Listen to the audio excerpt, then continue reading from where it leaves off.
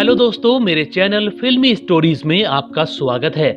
आज हम आपको हिंदी सिनेमा के ऐसे सितारे से मिलवाने जा रहे हैं जिनको लोग शायद भुला चुके होंगे। वो रूपेश कुमार थे जो पुरानी फिल्मों में विलेन और चरित्र अभिनेता के रूप में दिखा करते थे। उनकी जिंदगी का अंत जानकर आप भी हैरान हो जाएंगे। आपको हेमा मालिनी की मशहूर फिल्म सीता और गीता का वो युवक जरूर याद होगा जो हेमा की बेल्ट से पिटाई किया करता था। वो कोई और नहीं, महान कलाकार रूपेश कुमार ही थे।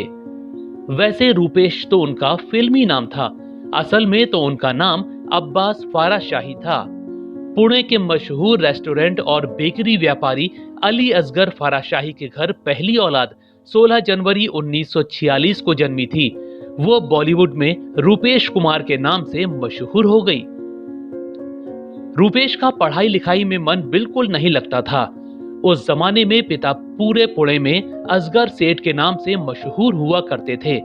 बस बेटे ने पढ़ाई नहीं की और जैसे तैसे 9वीं पास कर ली।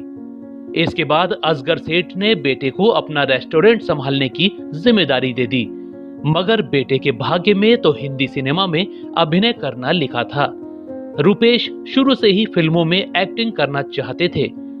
एक बार वो अपने पिता से बोले कि उनको बंबई जाकर हीरो बनना है।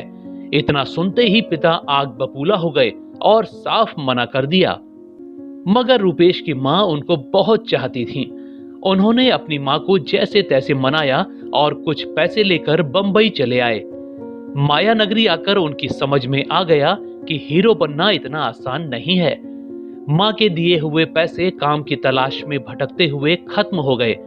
इसके बाद रूपेश को 2 वक्त के खाने का इंतजाम करने के लिए एक रेस्टोरेंट में वेटर की नौकरी करनी पड़ी। कभी कभी उनको खुद पर बहुत गुस्सा भी आता था कि पुणे में वो रेस्टोरेंट के मालिक थे और बंबई में वेटर की नौकरी कर रहे हैं। फिर भी रूपेश ने सिनेमा में काम तलाशना जारी रखा।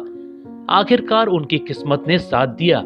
उनको 1965 में एक फिल्म मिली, टार्जन एंड किंग कॉन्ग।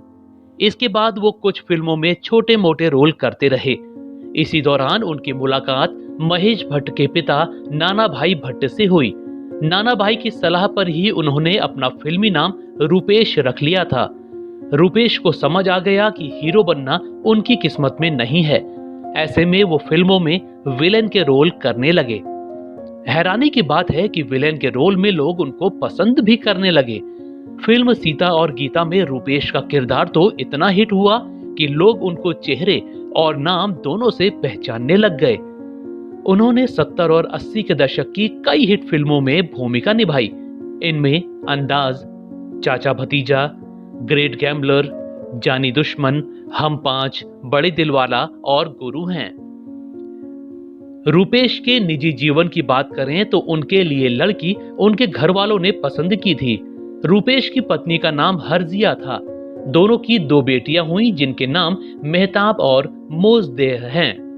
वैसे रूपेश अभिनेत्री मुमताज के रिश्तेदार थे और दोनों रिश्ते में दूर के भाई बहन थे।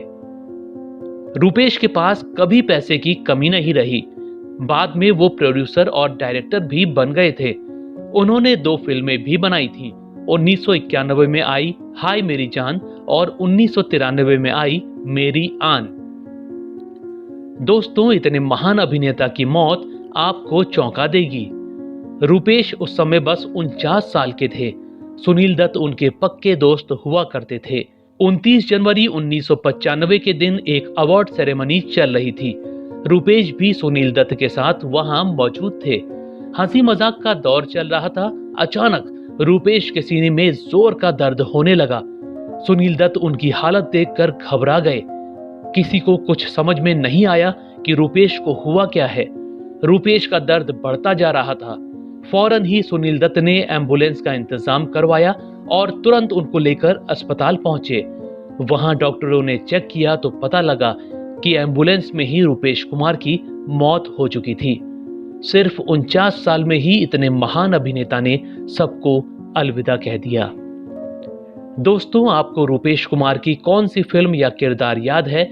हमें कमेंट में जरूर बताइएगा। ऐसी ही और स्टोरीज को जानने के लिए आप मेरे चैनल फिल्मी स्टोरीज को सब्सक्राइब भी कर सकते हैं। बस बेल आइकन दबाना मत भूलिएगा।